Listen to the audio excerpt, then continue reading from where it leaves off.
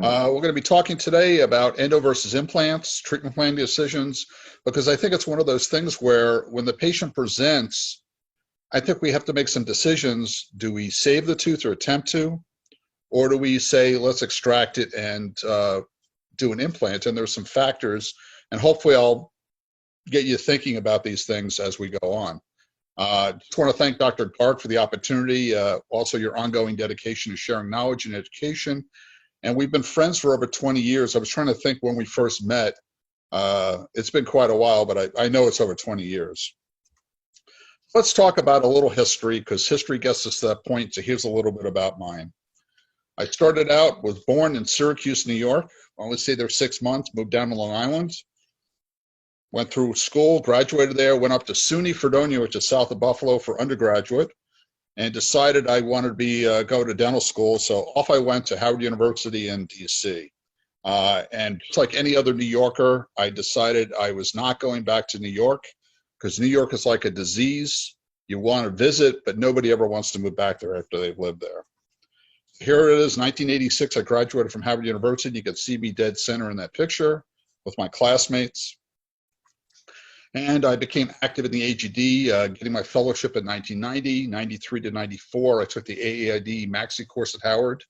I got my mastership in 94 from AGD and ran the AGD mastership track from 90 to 2008. And I was assistant program director at the Howard Maxi course from 98 to 2000. So it was kind of interesting getting to know speakers and stuff like that. But here's part of the history. So in 1994, I had just finished the program. We were doing subs and blades and root forms, and I had done some of those myself. I had a patient came in who was in his mid-70s, who had had a mandibular sub placed 40 years before, and he needed it replaced. And he gave me the history, and it was interesting because the guy was an engineer by training, retired. So he was really into the science and stuff, and he well documented. The first subperiosteal implants done in the world were done by Goldberg and Gershkoff, and he was the 5th patient ever treated with a sub anywhere in the world. He was 26 years old when it had been done, so that's why we were able to get such a long history. So that lasted, I think, about 10 years, had some failures on it. It started failing. He wound up in Lenny Linkow's office in New York. Lenny treated him for a while. They sort of nursed this thing along. They replaced the sub, did some other stuff. So he lands in my office in 94, and the sub is failing again, and he wants an opinion. Turned out it was a second opinion. He had seen a Dr. Wayne O'Rourke, and Wayne was in my area. Wayne had done a lot of subs over the years.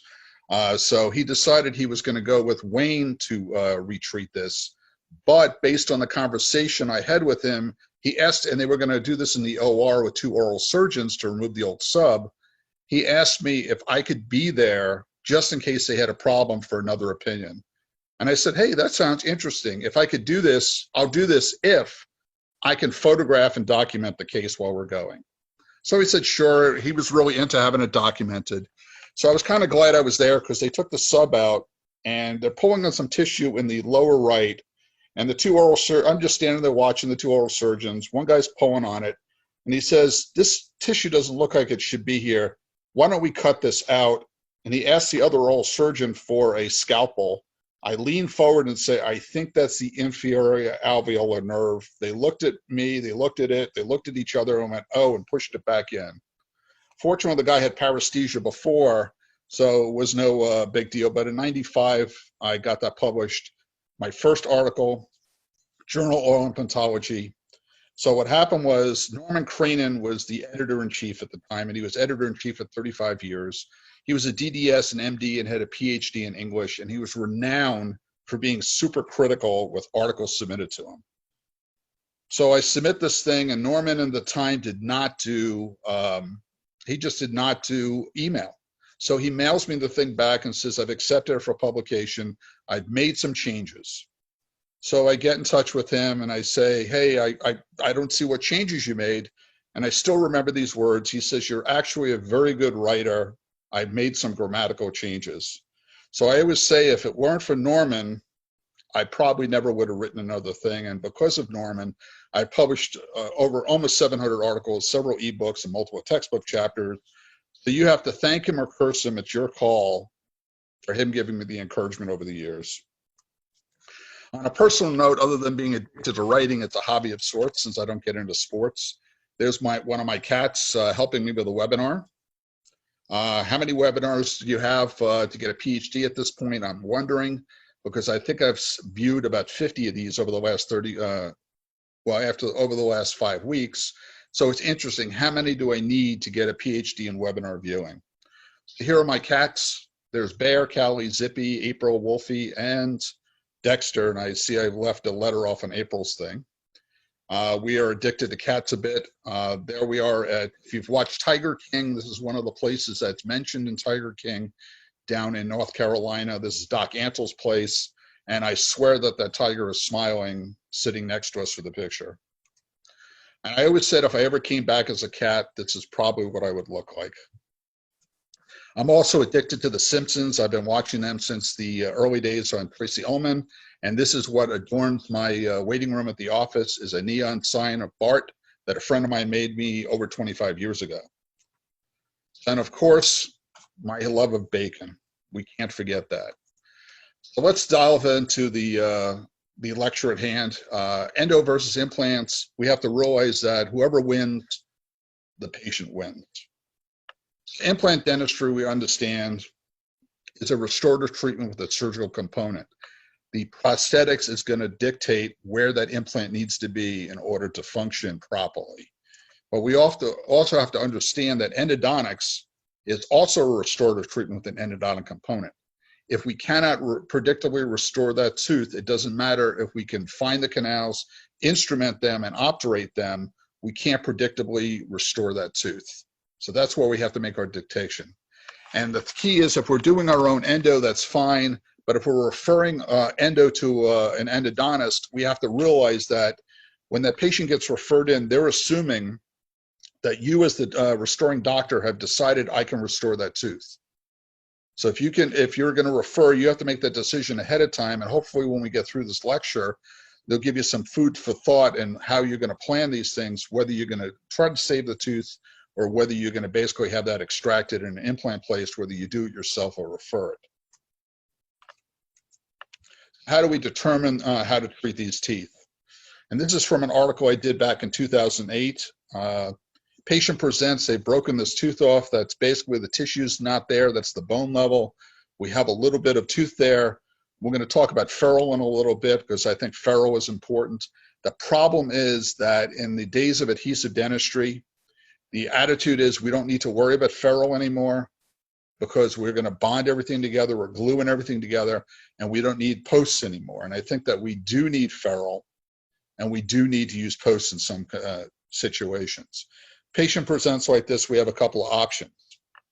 We can do osseous crown lengthening, and I am not a big fan of it because as we can see, we've compromised the bone level on the tooth mesial and distal to this in order to be able to save that tooth. So we're compromising 2 more teeth to save 1 tooth. We can do orthodontic forced eruption. Of course, that's more than we would normally do. And that works well in single-rooted teeth that don't have a curve to it. The problem with some premolars is we have an apical curve to it that almost hooks it into the bone. You can't orthodontically hypererupt that. So we have to make a decision in these cases. If we can't get a ferrule on it, we can do osseous crown lengthening. As I said, I'm not a fan of that. We can do orthodontic hypereruption in some cases. If not, we're looking at basically, depending on the patient's budget and their desires, we may have to take that tooth out and either do an implant or a 3-unit bridge, depending on the situation. Molars are the same thing. We have multi-rooted molars. We can basically do some osseous crown lengthening. The problem is in some of these cases, we're also compromising bone on either side of this. We may be exposing the furca. So now we basically, in order to save the tooth, we've created a perio problem that's going to be harder to maintain. We try to hypererupt these teeth. We also have a furcation issue in most cases. And that basically is we're compromising this tooth. We may be better off removing this and just placing an implant. But we have to have these discussions with patients. So let's talk about ferrule and why it's important. We have to understand that when we have something that's a tooth that is endodontically treated, we're going to basically put loading on this. So we put a load, we're going to get tension on the side of the load. And in the direction it's pushing it, we're going to get compression. And what happens is we have a mechanism of failure that we often see, and that basically is we're opening up that gap there, that margin, and that's where we get recurrent decay, or we may get fracture of the tooth itself. And we've all had these patients in our office where they have an endo-treated tooth, and we're treating them over a period of time on recalls, and all of a sudden one day we notice on a recall we're getting a stick on that margin. Now the thing has opened up, and a lot of times it's because there was inadequate ferrule there, not necessarily that the patient wasn't brushing well. It's just that they couldn't maintain this on that level.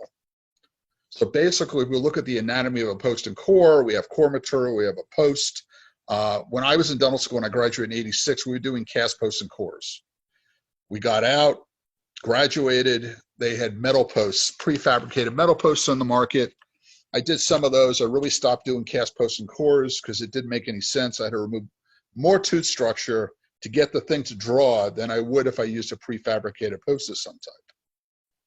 So back in, I'd say it was probably 88, 89, carbon fiber posts came out. And those I thought were better because they had more flexibility. They were closer to the tooth. The only problem with those is they were black in color.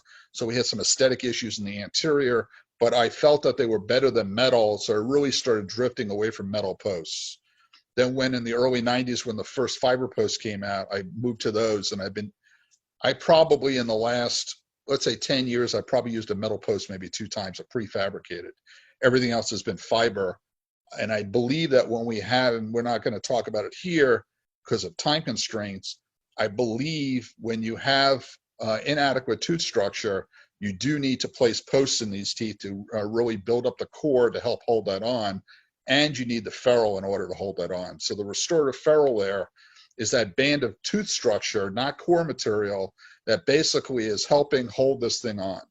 My opinion is the maxillary anterior is more critical than other parts of the mouth, just due to the direction that you're putting load on. We're going to basically, in the maxillary anterior, we're tipping things in a buccal facial direction. So we always need more ferrule on the lingual than we do on the buccal. Anywhere else in the mouth, it's more critical on buccal and lingual than it is interproximally, because teeth do not necessarily move or stress load in those directions. It only stress loads in the buccal lingual direction, so we need it there. If we can't get it on the mesial and distal, it's, in my opinion, it's not as critical. So basically, let's visualize this thing, and I think a lot of stuff in dentistry takes visualization. We basically, before we prepped any of the tooth, we basically look at it and say, hey, can I get ferrule on this? How am I going to do this? And it's interesting, there was a webinar I attended yesterday, and they were talking about cementation. And he was mostly doing onlays. And I think onlays are great. We want to protect, save as much tooth structure as possible. I do think that full coverage crowns are necessary in a lot of cases. At least the patients I'm seeing, there's so much destruction on the tooth that there's not a lot there, but we want to try to preserve as much natural tooth structure as possible. So we basically visualize this tooth. We can see a ferrule, which is our band there. And the term ferrule comes from the barrel making industry. And that was that metal slat that went around the wooden slats that basically held the barrel together. So what this is doing is this is preventing that crown from being tipped or knocked off the tooth. So we'll look at some of the science, because I believe in science has to justify everything. Fatigue loading of cast posts and cores with complete crowns of different ferrule designs provides evidence to support the need for at least a 1.5 to 2 millimeter ferrule length of a crown preparation. Crown preparations with a 0.5 millimeter to 1 millimeter ferrule failed at a significantly lower number of cycles than 1.5 to 2 millimeters. And that really doesn't matter in a sense if it's cast post and core or if it's fiber or prefabricated metal. It's all the same principle. But this is back in 95, fiber posts weren't being used as much. So we look basically in that study from 2006, they compared no ferrule, 0.5 millimeter, 1.5, and 2 millimeters of ferrule. They found that in stress, and the red areas of stress, that when we have very little ferrule, we're getting a lot of stress concentration really at that core, at the cervical area. So the key basically is we've got to maintain as much cervical tooth structure as possible. So we basically look at this. This is why we're going to have those situations where the core breaks, the post breaks, and we've seen metal posts break in these cases because sometimes the metal post is too thin. The good benefit is that when a metal post is overloaded, whether it's prefabricated or cast, we get vertical root fractures because they're stiffer and stronger than the root. Whereas with a fiber post, when we overload these, they will frequently fracture at the cervical area, not the tooth itself. We can then ream that post out, what's left of it, put a bigger post in, and re-restore, or maybe even put the same crown back on and save that tooth. We don't have that advantage most of the time with metal posts. So put some load on there. We basically see tension. We can see the margin there is opening up, and we can see compression on the other side. Here basically is, if we look at the colors, we're talking a very little ferrule on the left, and we're talking a much greater ferrule on the right, and we can see where the colors are. The lighter the colors, the better. The less stress is there, and we can see with a little ferrule, in this case 0.5 millimeter compared to 2 millimeters, we're seeing more stress in the cervical area higher up coronally than we are when we have a greater ferrule. So that's the key. So we compare these things, look at the colors. 2 millimeter ferrule on the right, we see no red there at all. We see a little bit of orange, so we have much less stress, but look at all the stress indicated by the red when we have a 0.5 millimeter of ferrule. So the key basically is we cannot rely alone on adhesive bonding. We have to have something that it's grabbing onto in order to minimize that stress. And we want to transmit the load through the tooth and not concentrate it in one area, because that's what's going to cause failure. The conclusion of the study in 2006, the study confirms that a ferrule increases the mechanical resistance of a post-core and crown restoration. We've all had these situations. Of course, it's never our crown. It's always somebody else's. Patient shows up, says, I need the crown re-cemented. We look here, and there's not really a lot of ferrule there. There was no post in this tooth.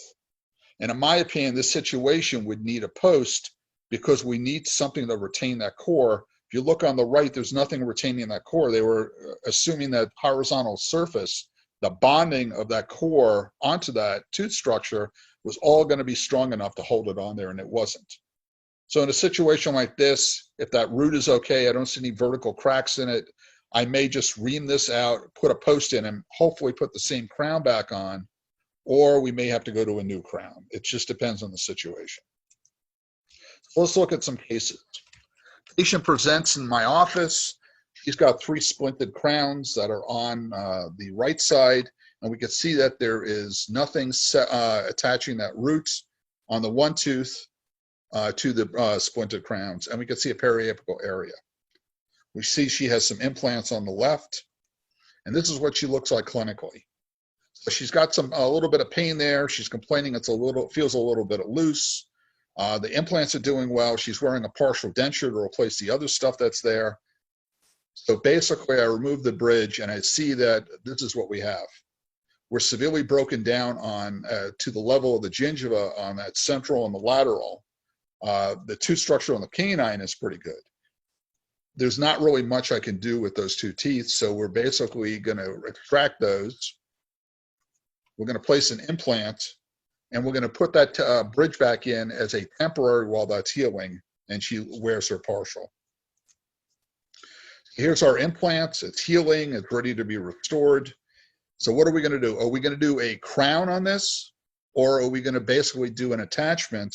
And in this case, I wound up doing a ball attachment on this. My preference is for locators, but this implant system at this time did not have a locator available for it. So we went with a ball attachment. So here she is. We added a tooth onto the partial. We basically made that lateral a cantilevered ponic, kept it attached to that canine. I just sectioned that central off. This patient was in her 80s, so I was not looking for anything, I figured this is going to outlive her, and I always look at age of the patient when I'm making recommendations. I will recommend something different for somebody who is in their 80s versus somebody who's in their 50s. And a good example is I had a patient came in who was 96 years old years ago. She had a 3-unit bridge that was in the upper left. The 2 abutments had failed, and we basically talked about, I said there's 2 options. I can make you a partial denture. She was not missing anything else on the arch. She did not want anything removable. or we can place 2 implants and we can basically do a bridge. And she said, that's what I want. I want something I don't have to take out. So we did this. We let it heal for about 4 months. She comes in.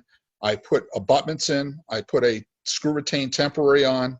And I said, you're done. She goes, when do I get my final bridge? I said, this is your final bridge. I'm charging you for a provisional restoration. I think I can get at least 4 or 5 years out of this. I think it'll outlast you. She looked at me and smiled and says, you're probably right. I said, take the money you were going to spend on this, go spend it on your grandchildren, and everybody was happy. But in this case, it's interesting when we look back on pictures, what I can see in this, which I didn't notice before, is that clasp on the left is not contacting the tooth, so we would need to adjust that a little bit. But this patient can function. She's got a low lip line, so I think she's going to basically be able to function with this and not have any issues. She's going to get much better retention with that partial, with that attachment on the implant, than if I had basically put a crown there and she just had that pontic at number 9. Here's another situation. Patient comes in, new patient, and says, my bridge keeps falling out of the upper left. And she has a keyway on that bridge abutment that is on the left, on that molar. I'm sorry, on that premolar. And there's basically attachment. And part of the problem is there's no retentive form on that implant. And they were looking to avoid doing a sinus lift on her. That's why they recommended this. We're going to ignore the periapical pathology on the lateral, but this bridge basically goes from the premolar all the way to the canine on the other side.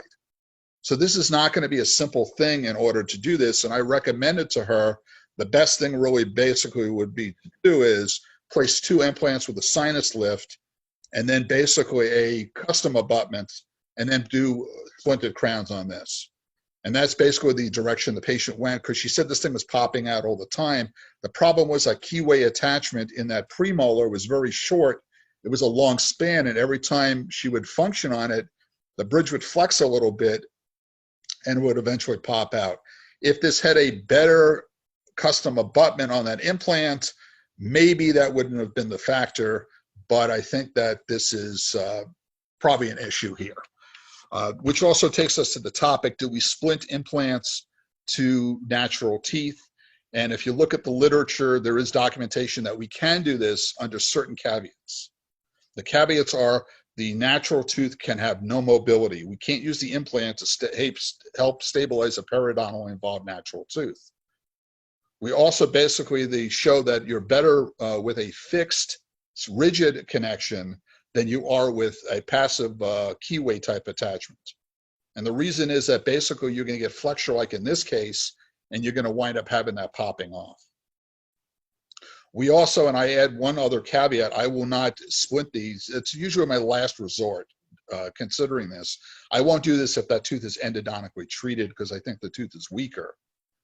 I will also basically use I'll use a coping on the natural tooth. I'll rigidly cement that with a resin cement. Then I'm going to put the bridge on with maybe a glass ionomer. So if it's going to break, if the seal's going to break, the abutment tooth on the natural is still well sealed. We're not going to get recurrent decay, but the bridge basically will come out and we can just re-cement this. In this case, basically, we wind up having to do endo on this lateral. And I'm not sure why this happened. I think this was about a year old, this prosthetics and everything that she had completed. As I said, it was a new patient, so you get mixed history a lot of times with these patients. This is typically what we see a lot of times. Patient comes in and says, my bridge came out, my crown came out, can you re-cement it? I'm not sure what we would re-cement to. These are very periodontally involved teeth. There's not a lot of bone there. So in a case like this, we would recommend taking this out, probably putting in 2 implants, and then basically doing a 3-unit bridge on these. There's where the bone level is. There's not a lot of tooth sitting in bone there. Obviously, they did not use posts on this when they did this. That would have helped hold the bridge on. It wouldn't have helped from the periodontal standpoint. The patient basically, this is basically in a routine x-rays during a prophy exam, patients having no pain whatsoever. And we basically see here that we have a lot of bone loss around those teeth. We have calcified canals. In a case like this, I would recommend, and I did recommend, extracting both those molars, doing a sinus lift, and placing implants. A lot of times, and this is my opinion, others may agree, disagree, we can get away with not having second molars. Patients usually, unless you have a big jaw, usually are not chewing that far back. We do definitely want to replace first molars. So if it's a budget thing, or depending on what's opposing it, if this patient has a second molar opposing this, we would then definitely recommend doing implants at both the first and second molars. If they basically don't have anything opposing the second molar, I would say, hey, look, you're not chewing on the second molar anyway. We can save some money for you. We'll just restore and place an implant at the first molar and go from there. This patient had come in, had been treated by an endodontist prior to seeing me in my office, and needed a crown in this tooth. The endo is not too bad. It's a little short in the palatal, in my opinion. But if we look here, in my opinion, this tooth never should have been endo treated because there's no bone there. That distal root is almost, distal buccal root is almost out of bone. Just the barely tip of the apex is sitting there. They would have been better off removing this and placing implants. And in a case like this, I would have placed an implant at the second molar, and I would have placed one at the second premolar, and then done a 3-unit bridge. Here's our sinus. We have a bit more bone there at the second molar site than we do at the first molar site, and we can do a crestal sinus lift in this case in order to restore and treat this patient.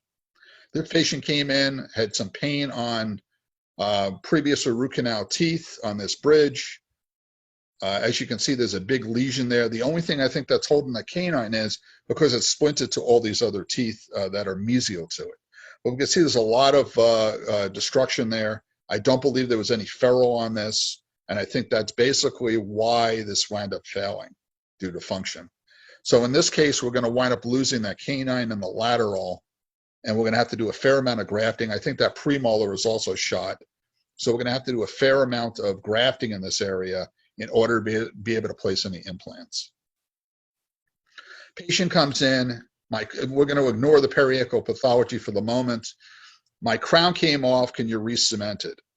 In this case, I think the tooth is very salvageable. We're going to have to do endo because of that periapical area. But if the periapical area was not there, we basically just need to re-prep this tooth so we do have some ferrule there, some retentive form for the crown. This is pretty much has no retentive form at all. I don't care what adhesive you're using, nothing is going to hold this crown onto this tooth, no matter what the crown's made out of, in order to hold this on in a molar location.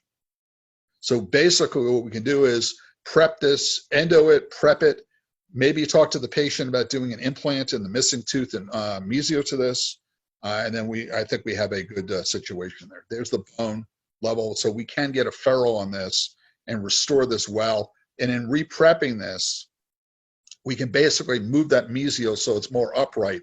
So now we do have room to place an implant and place a crown on that.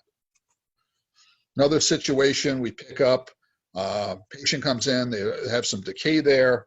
Do we restore the endo treat this and restore this, or do we get rid of this?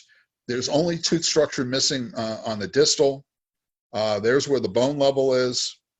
So basically we can endo treat this and restore this and get ferrule on both sides. And in a case like this, an onlay may be a better choice because we're not missing any mesial tooth structure.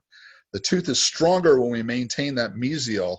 The key with onlays is we have to shoe the cusps because we want to make sure that the problem with an inlay is it acts like a wedge in a piece of wood and pushes the tooth apart, where if you shoe the cusp, just like in a full crown, the onlay basically is able to prevent that flexure of the cusps moving away from each other under function. And I think we can get a long-term longevity out of this case. I used to see a lot of silver points in my practice. I worked when I first got out of dental school for a gentleman who graduated, I think it was a year or two before me, bought a practice in Baltimore. So I was waiting for my office to open. So I was working up there as an associate. And the guy who had the practice for 40 some odd years did a lot of silver point endo. So I got very adept at retreating these. And I found that they're either working really well or they're crapping out, like in this case. There's not a lot of middle ground here. So in a case like this, and that look at that post that's in there in the distal, that post is serving no purpose at all. It has no retention whatsoever.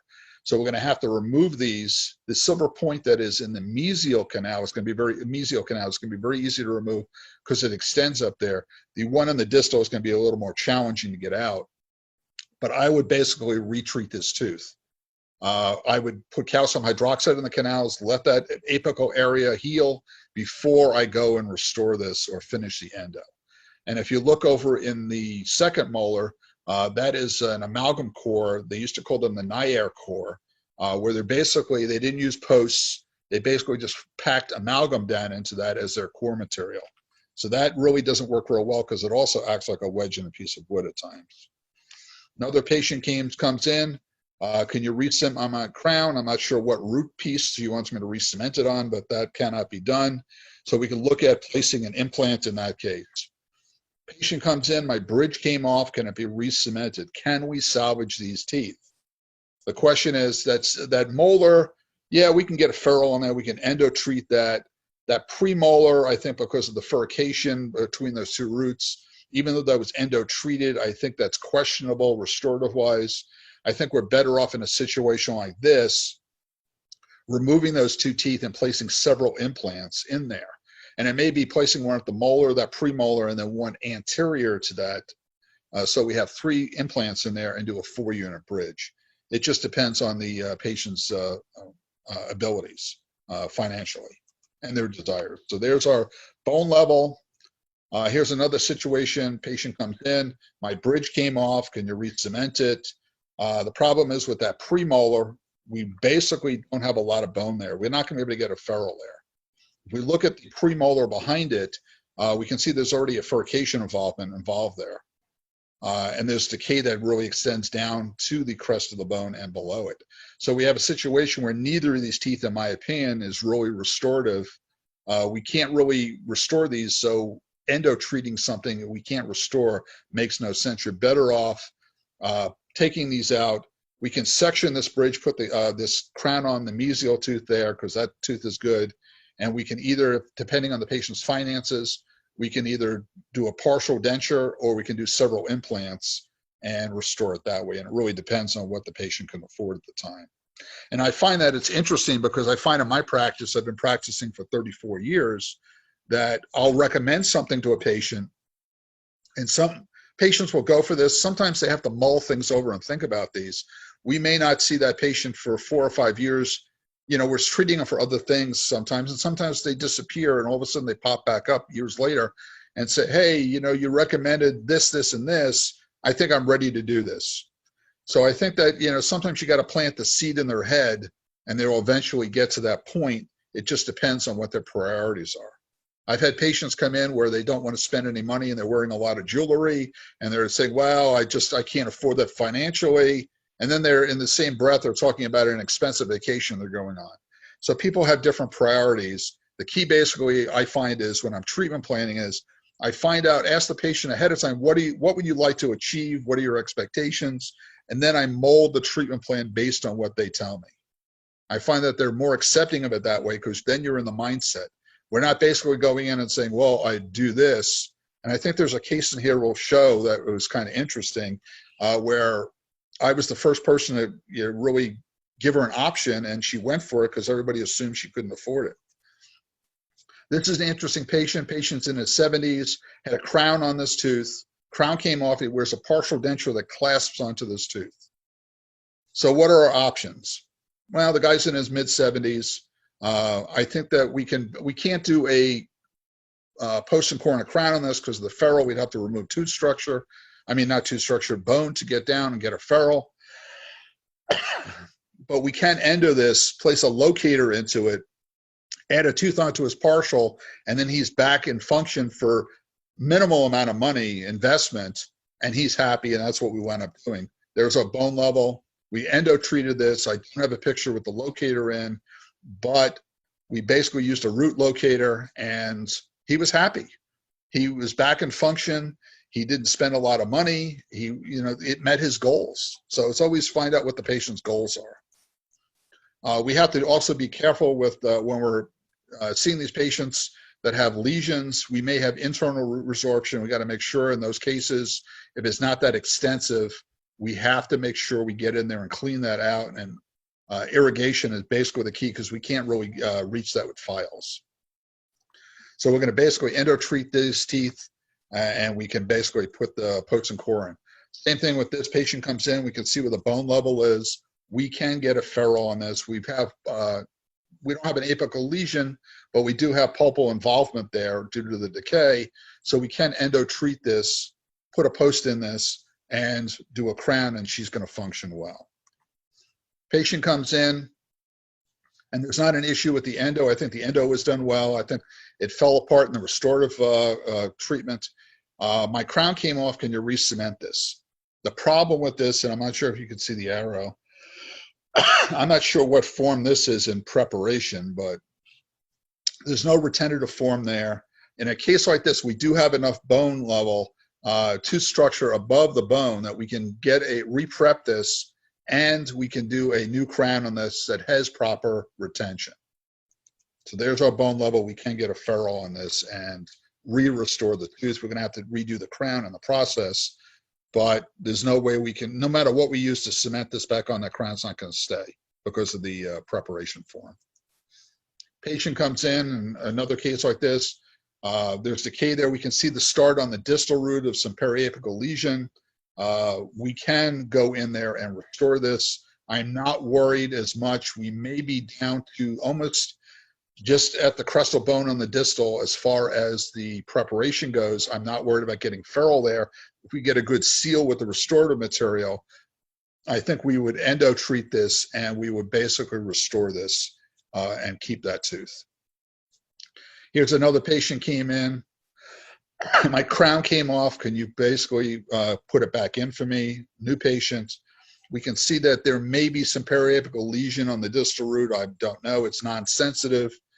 So we're going to assume that the endo is fine. That's a residual lesion.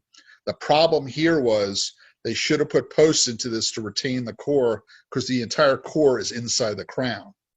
So there are times when we need posts.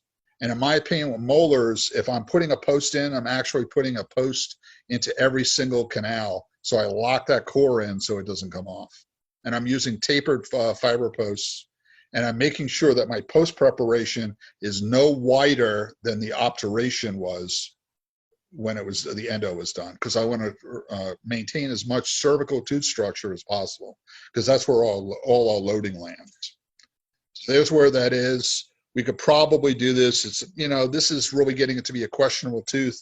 So it basically, we discuss with the patient, we can do this. I'm not sure how long the tooth will last, or we could do a more permanent solution, which would be extract this, do a 3-unit bridge, or we can do an implant, depending on what their desires are. Another situation, the mesial canals are a little short, but it looks calcified. I'm not sure if that's a lesion or not. It's asymptomatic, but the crown came off. To me, it doesn't look like they prepped the mesial of that tooth at all. So if we ignore, let's say the endo is perfect on this. The reason this happened was there were no posts in this tooth. So we basically can put posts in, do a new core. If the crown fit well, if we had a decent preparation there, we may be able to put that same crown back on, or we may have to redo the crown. And in this case, we wind up recommending they extract the tooth because of several issues there.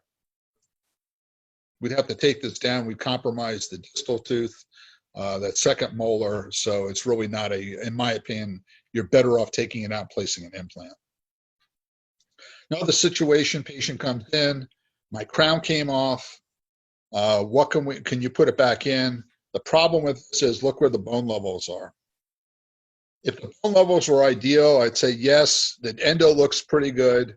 We'll put posts in this, we'll do a new core, we'll have to re-prep this and do this. But with the bone levels the way they are, you're better off extracting this and placing an implant. And look how much bone height we have there. We can get a 16-millimeter implant in there with no sinus procedures done whatsoever.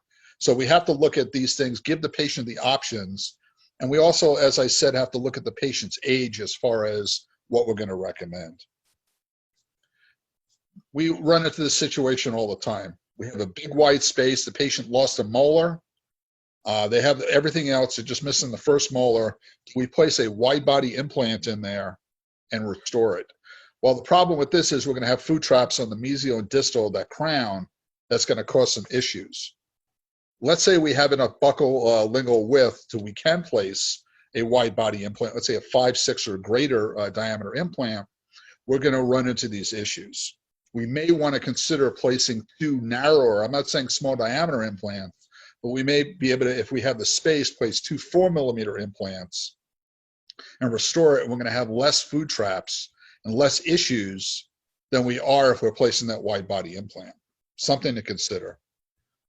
Situation like this, we can place a wide body implant to take up that and fill that space. In this case, we would not do 2 of them, we'd only do 1. And if we look at the endo on that tooth next to it, that's a little short. PDL at the apical is starting to widen, so we may want to start looking at that. That tooth, in my opinion, when that goes, I would not endo retreat that. I think because of the bone levels, I would basically recommend extracting that and placing an implant. This is something we pick up routinely, on an x-ray. It doesn't hurt her at all. The crown's been in there for a long time. This is what we see, and this probably didn't have a lot of tooth structure there.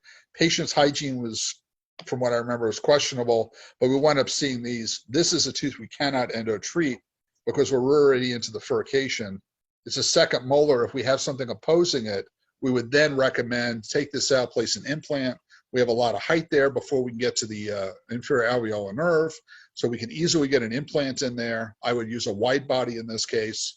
If there was nothing above it, I would extract this and not restore this at all. This was kind of an interesting case.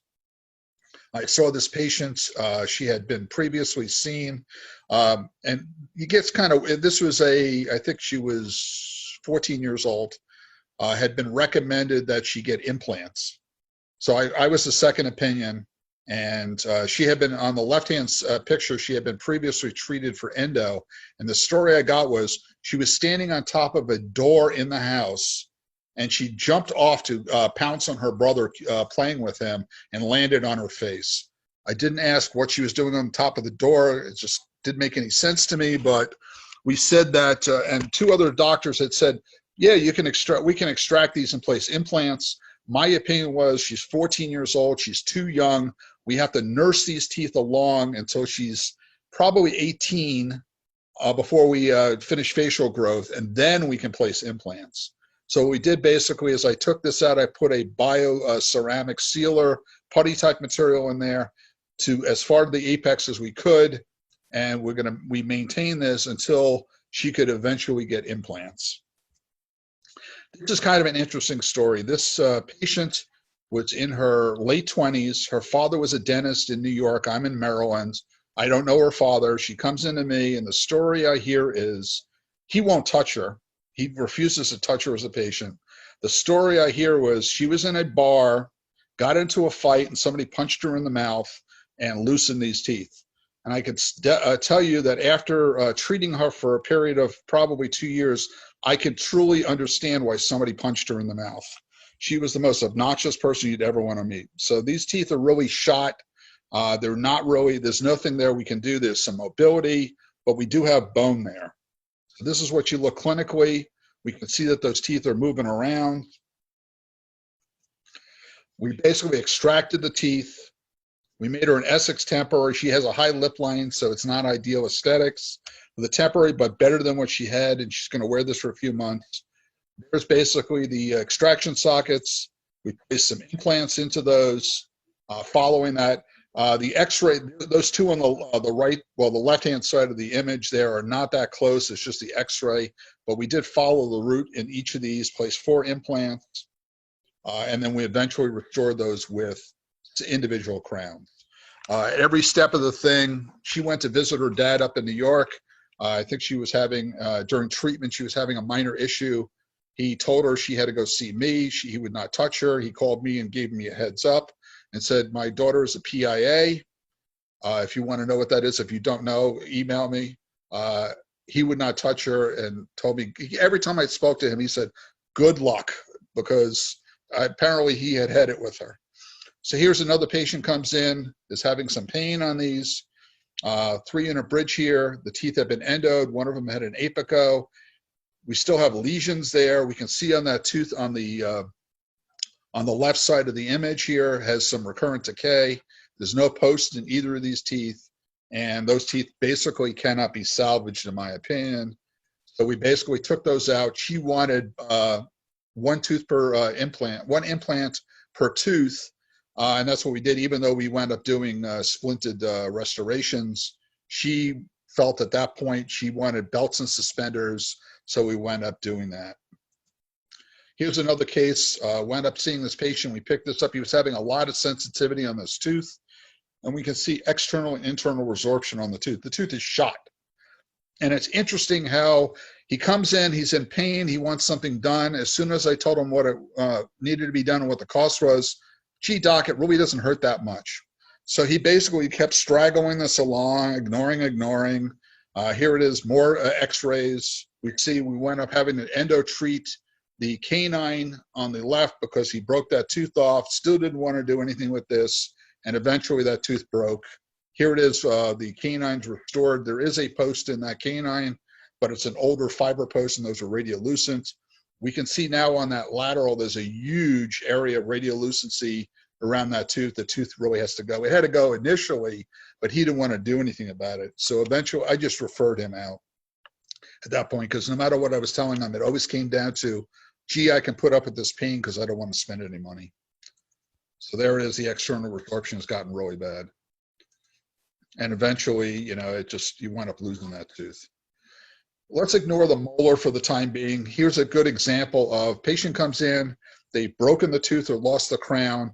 We can't get a ferrule on this because we're down too close to the crestal bone. The problem is, this is the typical premolar I mentioned that has a hook on the end. We cannot orthodontically hyperupt this. That hook on the end is going to prevent that from moving through the bone. So in a case like this, we would basically have to remove this and we place an implant. Now let's look at the molar there. I think they did a decent job on the palatal canal, but they totally didn't treat the mesial buccal and distal buccal. And we can actually see there's a radiolucency at the apexes of those two roots. We also can see that there's a furcation involvement here. We look at the bone levels. That molar, in my opinion, we cannot retreat that. In my opinion, that tooth has to come out and also needs an implant. So we basically, this patient, we recommended remove the molar and the premolar, place 2 implants and restore this. Or in a situation, if it was just one tooth or the other, then we'd still use an implant if the other wasn't affected. Another example of a cerebral point, as I said, they're either doing really well or they're doing really poorly. There's not a lot of middle ground. They tend to leak a lot. So here it is, the crown came off, the patient's having no pain, but they want their crown put back on. I take an x-ray and we see a radiolucency. We recommend it because there is enough tooth structure there to get a ferrule. We can get a ferrule on there in order to restore this, but we're going to have to retreat the endo in order to basically get rid of that lesion. And in a case like this, again, I would put a calcium hydroxide paste in the canal system and let that heal. Make sure I'm seeing significant healing on that apical lesion before I finish obturating it and then start restoring it. Here's another example, large lesion, another silver point. There's no ferrule on this tooth either. So in this case, I would recommend the same thing. Retreat the endo, put a post into it, a fiber post, re-prep this to get ferrule, and put a new crown on it. This is an interesting case. Patient comes in, they're having some pain on that second molar. We'll ignore the interproximal decay on the other teeth. We're going to concentrate on that second molar. And what do we do here? Well, we're pretty much down to where the bone is. So we're going to have a trouble here. My opinion, we're going to let Mother Nature do a crown lengthening on this. We're going to take that third molar out. And what's going to happen is the bone's going to sort of resorb back to where the yellow line is. Now, because we have a distance between there and the furcation, now we can basically endo-treat this and restore this and get our margin down onto tooth structure. If that third molar was not there, I would recommend take the second molar out. But we know that if we take the third molar out, we're going to have some bone dieback or resorption. That's going to help us there without compromising the tooth mesio to this. We also have to remember that we do have ledges. We have to remove those to find canals. We always have to hunt for that second mesiobuccal canal, even if we always suspect it's there. So we always want to hunt for it. If we can't find it, then that's great. But it's interesting, when I was in dental school, they never talked about second mesiobuccal canals, and we had pretty good endo success. I'm not sure if it really affects success, but we do want to make sure we are looking for these, because I think a lot of these tend to merge together into the other mesiobuccal as it gets down closer to the apex. Fractures, we see a lot of these fractures. Patient comes in, and this is not my photo. I would not restore this tooth. We can see that crack is really running down the entire tooth structure, and cracks are always worse clinically than we can see visually, and we usually cannot see these in standard x-rays. We can pick them up in CBCTs, but we cannot see these in standard x-rays. As I said, I'm not a big fan of cracks. I usually would tell a patient, in this case, let's say the bone levels are good on this. I'm going to basically go in and I'm going to try to prep out the crack. If I can, we're looking at doing endo on this tooth. I'm going to unroof this. If I see the crack has disappeared at that point, I will move forward with endo. If it hasn't, and I see it on the floor, pulpal floor, that means it's really gone down into the root and it's done. And I had an interesting case. I had a patient who I did endo on the lower second molar, and the tooth never got asymptomatic. And I was like really stumped at that point. So she said, well, I can get care over at the Naval Hospital. You mind if I go over there? I said, no, have them take a look at it. So the dentist over there calls me up and he says, hey, the endo looks great, and it looks good on the x-ray and everything, but you mind if I take the obturation material? I said, be my guest. He does. He calls me back later that day, I think it was, and says, visually, I couldn't see a crack, but when I looked at it with the microscope, the crack ran down the entire distal aspect of that distal root. So they wound up having to take it out. So cracks are always worse clinically than we really can visually see it radiographically. So in a case like this, I would take this tooth out. I would not try to salvage this, because I think we have a two-rooted premolar. We're into the furcation already. Even if we endo this, it's going to be an ongoing perio issue down the road. We're better off. We'll have a better prognosis removing this and placing an implant. Here's another crack. We see these a lot of times with amalgams. As I said, they act like a wedge in a piece of wood. And in this case, we see a large periapical lesion on those three roots. This tooth is a goner. I would not try to salvage this tooth. This tooth needs to be removed. And in this case, I would probably curette this out, graft it, and then come back later and then put the implant in, only because I'm not sure I'm going to be able to get everything out of that area. This is an interesting case. This patient's name is Larry. Larry came in with some pain on this, and as we can see, I'm not sure if there was any obturation in that one tooth, but there's a periapical lesion there. I think there's some external resorption going on the other tooth, and we can see a lesion. So we recommended, we're going to take these out. We're going to place implants in that. We can see we're not going to be able to get a ferrule on there, so we're better off extracting these two teeth. So here it is after I took the bridge out. We can see the canine is not really in great shape either. We basically took these out. There's the x-ray of that. Took those out, placed some implants. We did some grafting first, came back later. We made them an Essex temporary, came back later. There it is, healed, the graft. We placed our implants and wound up restoring this. The interesting thing about Larry was, and here it is restored. This was a cemented bridge, and I was using a glass ionomer at the time, or Duralon, I think, to cement these on just in case I had to get back in for screw access. The interesting thing was, apparently the bridge popped off. Larry was out. He left it on the dashboard of his car, went into a store and left the window open, and somebody stole the bridge off the dashboard of his car. Why somebody would want this, I don't know. The good thing is, he comes in and I said, hey, Larry, here's an odd thing. Why don't you put a claim in through your automotive insurance? And he did, and they wound up paying for the new bridge. So we wound up going to a screw retain bridge, and I've really moved over the years to, whenever I can, I prefer screw retain because I think there are fewer problems. The screw loosens, it's easy to get in there and retighten it. The problem is even with weaker cements, if that bridge or crown if the screw loosens, we have to usually destroy the crown to get to it. So I really prefer, if in most cases, to use screw retain when possible. Here's another example of a Nair core. I think that and these were very popular many years ago. I think that this tooth is probably at some point may crack, it may not. Here's another situation, patient comes in, and I had a tooth like this in my mouth that happened.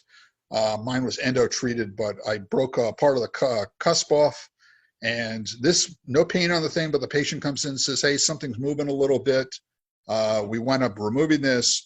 This case, we're probably going to have to do an intentional endo. If that crack margin is coronal to the crestal bone, we would basically then endo this and restore the tooth. If it's at the crestal bone and below it, most of the time I would say you're better off taking it out and doing an implant, or worst case scenario, a 3-unit bridge.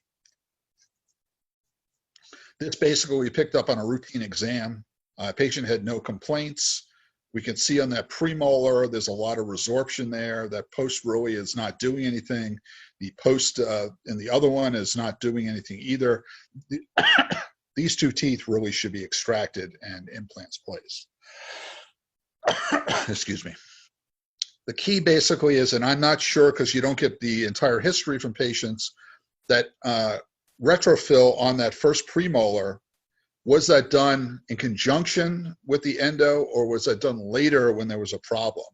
My opinion is most of the time for endo retreats, we're better off getting rid of the tooth at that point versus trying to retreat it from a cost and longevity standpoint. Here's another situation. Picked this up on a routine thing. This was endoed. We can see the distal root has almost disappeared, but that mesial root basically is almost at the crest. This tooth should not have been endo treated, should have been extracted and an implant placed. The patient came in with pain on this, and we could see an angular fracture in that thing. It was, I think, occlusal overload. It looks like there may have been a little piece of root tip left under the ponic also. In this case, we'd section this bridge and place either 1 or 2 implants, depending on the situation.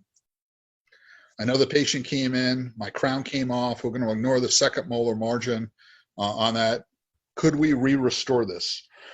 I think that we have the bone level is down to there. I think that we're better off in a case like this, extracting this and placing an implant, or even a 3-unit bridge.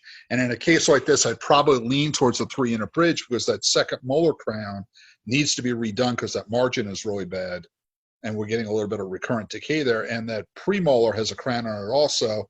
So we're probably better off, depending, and again, it depends on the patient's desires and age, doing a 3-unit bridge there versus the implant. There's our furcation. Another vertical root fracture, we'll ignore the fact that the endo in that premolar, or I should say the canine there, was not done well. But here it is, we have a fracture there. And in a case like this, our recommendation was remove both those abutment teeth and place 3 implants and then do a 4-unit bridge on those. This is a really interesting concept or thing that we have to look at. Patient comes in, pain on that second molar. I take the x-ray on the left and I don't see anything. Everything looks perfect. I don't see any issues. I take another x-ray with it angled, and I can see that that distal buccal root has an angular fracture and is separated that we can't see in the straight on view. So sometimes if we don't see something and we're suspecting there's something there, taking a different view helps. If we have a cone beam, we can do a cone beam, but if we don't, just take another periapical from a different angle, and that may show you what you need to see. Patient came in. This is kind of interesting. Long span bridge. He basically, the back had broken down. I don't know what it looked like before. There's no posts in this. In this case, we're going to recommend actually removing the bridge because the crowns on the 2 anterior units are not very good either. Place single crowns on those, and then place 2 implants in a 3-unit bridge here.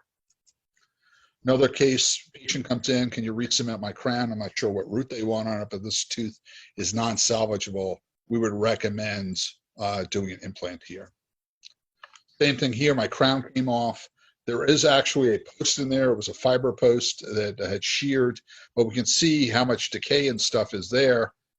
This tooth, and there's a periapical lesion there, so I think it's leaking. In this case, we would recommend this is better off remove this and place an implant, because we'd have to remove down to there to get a ferrule, even if the endo looked perfect. And then we wind up with a short root. So we're better off remove this, place an implant. Here's an interesting thing. Patient came in, they were having pain on the bridge, and we can see that there are vertical root fractures in 2 of the 3 abutments. So we're going to wind up losing those. I think that there's recurrent decay on that most anterior abutment on that canine on the mesial aspect. So, and I would probably say we would probably have to endo that. And if we look on the inside of the pulp on that tooth, we could see we're getting some widening, so there might be some internal resorption going on there. So I would say in this case, we would recommend endo treat the canine, remove that premolar and that second molar, and depending on where the abutments, the teeth are below it, we may place an implant at that first molar or at the second molar. We're going to be better off placing at the first molar because we have a lot of destruction, and we're going to have a huge hole there when that second molar comes out. So it depends on what opposes it. Another patient came in, was having, we picked this up on a routine exam, wasn't having any pain, but that anterior abutment is not doing too well on that bridge. He's had some bone loss on that implant he had placed at some point. So at this case, we're looking at a sinus lift and several implants. This is kind of an interesting story, and I couldn't find the x-ray for the left side of the thing. He had presented, this gentleman was in his mid-70s. He had presented with a failing bridge. The abutments were failing at the molar and premolar, and he had, just like on the right side, that bump of bone. This guy was a massive clincher and grinder, and he had basically massive tori. He had actually built up bone under the ponic area where that was. So we wound up taking that out. We put 3 implants in, and then 2 or 3 years later, he comes in with a problem on the right, and I take an x-ray. I hadn't seen him in the meantime, and we can see that there's some bone loss on that middle implant. And my philosophy is I like to splint implants in most cases because I think we distribute the load over more area. In this case, we may have been better off not doing that because I think that the stress is building up in the middle one. If they were individual, we might not have had that problem, but it was functioning and the tissue looked fine. So he was like 79 at this point, I think. We looked at the other side, and his daughter really didn't want to do anything. So we went up taking out the premolar that you can see in the bottom right is fractured, and we did a single unit crown on that molar, and we just put him in a partial denture. Patient comes in, they're having some pain sensation on that left central. You can see there's some external root resorption going on and a lesion. Look where the bone levels are. So these teeth really are not salvageable. The interesting thing here is if we look at the posts in there, we have a cast post on the left and we have a prefabricated metal post on the right. So the cast post did not follow the obturation in the canal. They sort of veered off. It's too wide in my opinion. So you've sacrificed tooth structure. I'm surprised the tooth hadn't fractured. And on the right central, we have obturation material that is on covering half that post. So the post is really doing nothing in that tooth. So we really needed to remove all of that and fill it in at least with resin and a post if we were doing this. But those 2 teeth are shot. So in this case, we're looking at doing implants in this case. This is kind of an interesting case. I saw this patient. He had this endo treated and restored, I think, 4 or 5 months before coming into my office. He wanted me to re-cement the crown. First time I'm seeing the guy, and there's no tooth structure there to re-cement on. And he's told me that it had been popping out like every week or every other week. He kept going back to the dentist. The dentist re-cemented in that had done the crown and the endo. and then it would fall out a week or so later. And he finally got so fed up, he came into me and said, "Hey, I think I was actually treating his ex-wife, and they got along well for ex-spouses. So she recommended he come to see me, and I went up seeing him. And I told him the tooth is really non-restorable, in my opinion. We needed to place an implant. And in this case, the tooth came out, and a Southern Implants a Max implant was placed in there that is 8 millimeters wide and 11 millimeters long. So it obliterates that socket, gets good initial retention, and then you platform switch that down to like a 6 millimeter platform. So you're not necessarily restoring to an 8 millimeter, and they do make these in 9 and 10 millimeter wide.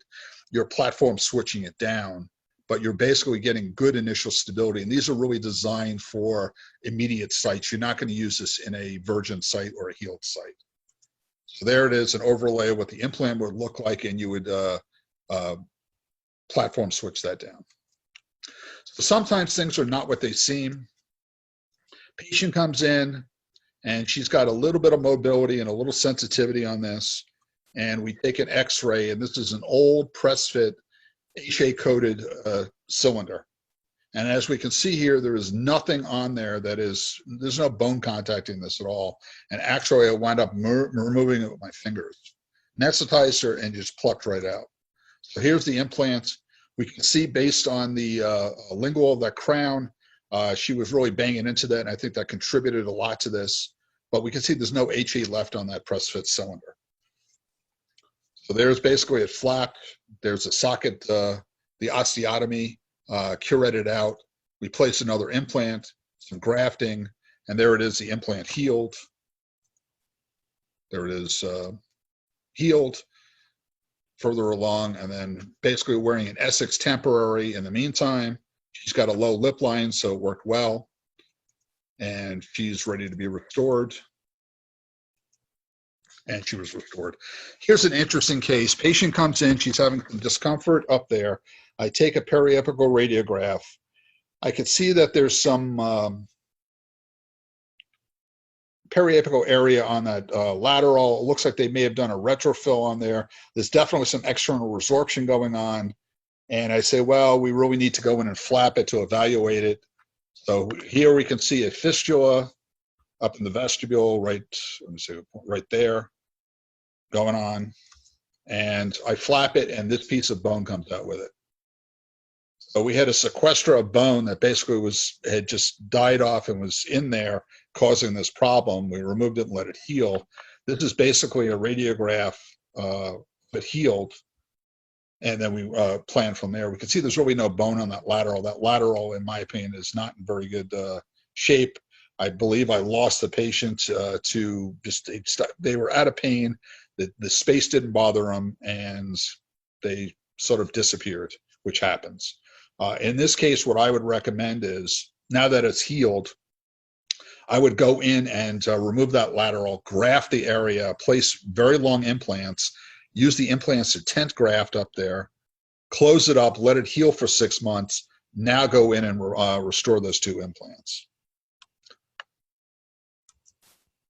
Here's another case. We always want to basically, when we see a fistula, always trace it with a gutta-percha and take a radiograph, because it's hard sometimes to tell exactly where it's coming from. And it's interesting, I had a patient who, I had crowned 8 and 9 because she didn't like the aesthetics, and both teeth sort of leaned to the left. So if you took a radiograph, you would see that the apex of number 8 was over where the crown of 9 was, and the apex of number 9 was over where number 10 was. Put the crowns on, they look great. She goes back to visit family in Japan, has some pain and an abscess develops over number 9, and goes in and has, for emergency dental appointment, they don't take an x-ray, they start endo on number 9, and they tell her to go see her dentist when she gets back to the States. So I see her, and I say, well, I got good news and bad news. She goes, what's the good news? I said, well, they did a pretty good job of instrumenting out number 9. The problem is the apex of the tooth that is laying over 9 was number 8, and that's the tooth that needed the endo, so we had to endo another tooth. So the key basically is trace these things, and if they had put a gutta-percha cone in or if the very least taken a periapical radiograph, I think they would have found this. So what we do is we put this in, we see a fistula between the two teeth. We're not sure where it's going to. We put this in and we can see it traces to the furcation on that endo-treated tooth. So that's the tooth we need to treat. There's a bigger area showing the lesion. There it is when we flapped it. I clean out the area and we can see that there is a strip perforation on those two. There's no mobility on this tooth, so we're going to try to save this. Basically, I clean this out, and that's the post. So not only did they strip perf both canals, they also post-perfed it when they put the post in. So we cleaned this out and put some graft in, sealed it over with some glass ionomer, and we were good. This patient was kind of interesting. She had moved down from New Jersey, comes in and says, hey, I have an implant that was placed in this space 5 years ago. I'm ready to have it restored. Let's do it. So I take an x-ray and I say, well, another one of those, I got good news and bad news. And she says, oh, great. What's the bad news? I said, the problem is they put the, I think they followed the root when they took the extraction, because she said they did it when they did the extraction. They did the distal root. It's non-restorable. I can't really do anything with this. The good news is it stopped that third molar from going anywhere. So the thing is, I had recommended to her, we can actually have enough space in there. We can put another implant in, leave the implant that's there buried because it's covered with bone, and then just ignore it and just do this. She was so upset that, because she said having the implant placed was so traumatic for her, she was not ready to go through. And I saw her for a couple of years on recalls. I bring it up and she says, I'm just not ready to do anything. So I don't know if she ever did anything or not. A few things to think about. Maxillary anterior sites and angulation. If we follow the root, in a sense, a lot of times we'll wind up having paper thin bone on the facial in the maxillary anterior, or we wind up perfing through the plate. So what we want to do is we really have to go at an angle, which in some cases is going to preclude us from using a traditional implant and using a screw retain approach. There are implants like the Southern Implants Coaxis that have an offset. We can do this, but we do need to not follow the root in a lot of these cases, because if we look at healthy natural teeth in the maxillary anterior, very often that bone on the facial is paper thin, or we have dehiscences of that root. So we want to avoid that with the implant. Molar sites and diameter.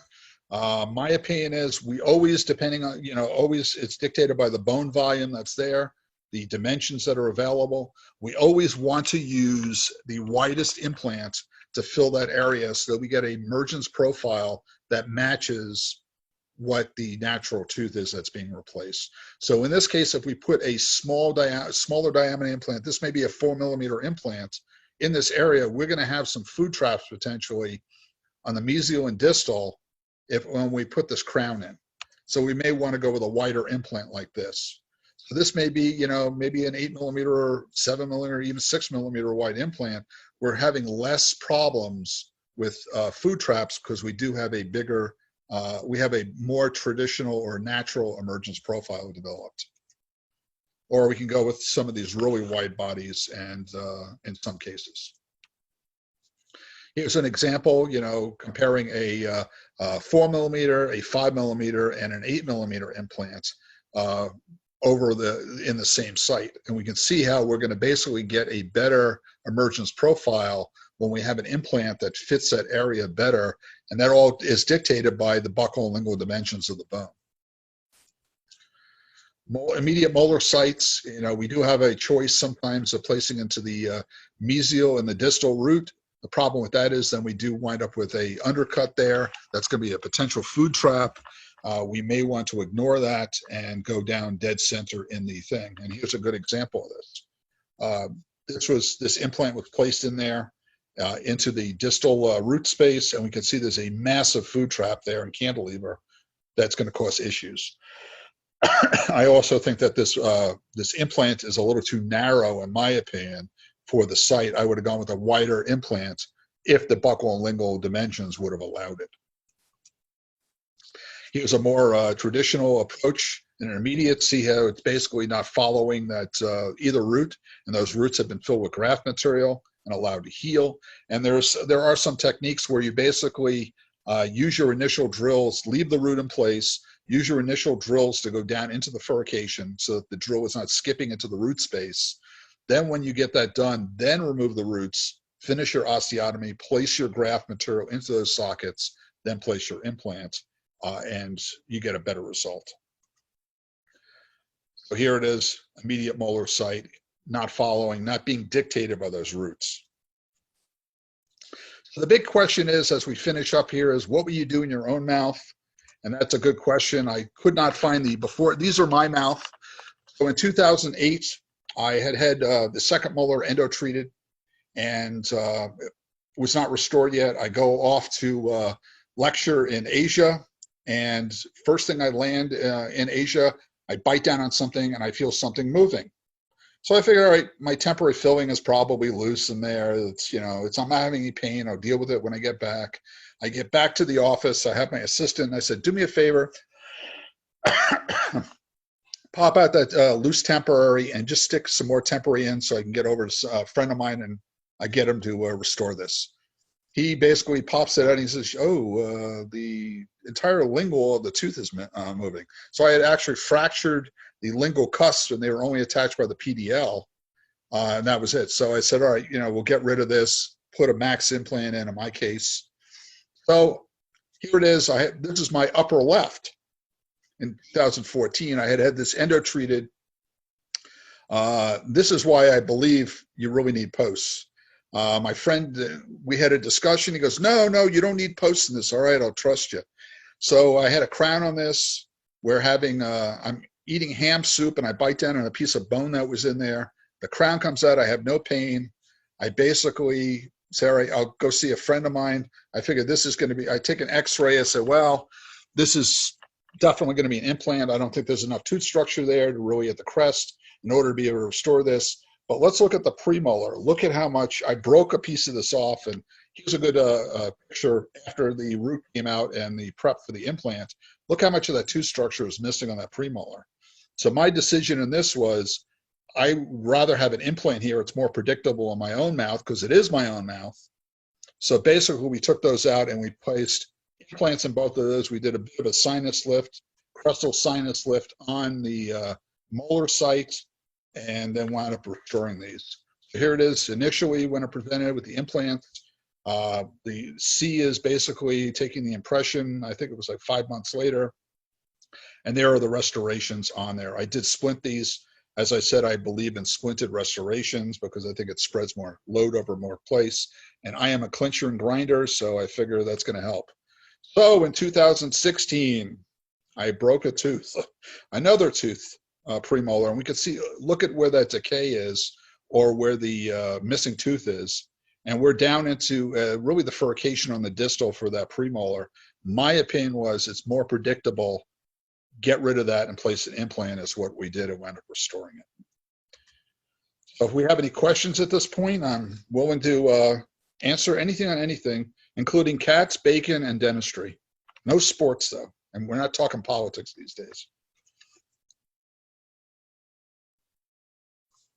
And that's if you want to contact me, feel free to find me on Facebook at that address or drop me an email. I'm more than happy to help anybody with anything. Let's see if we have any questions.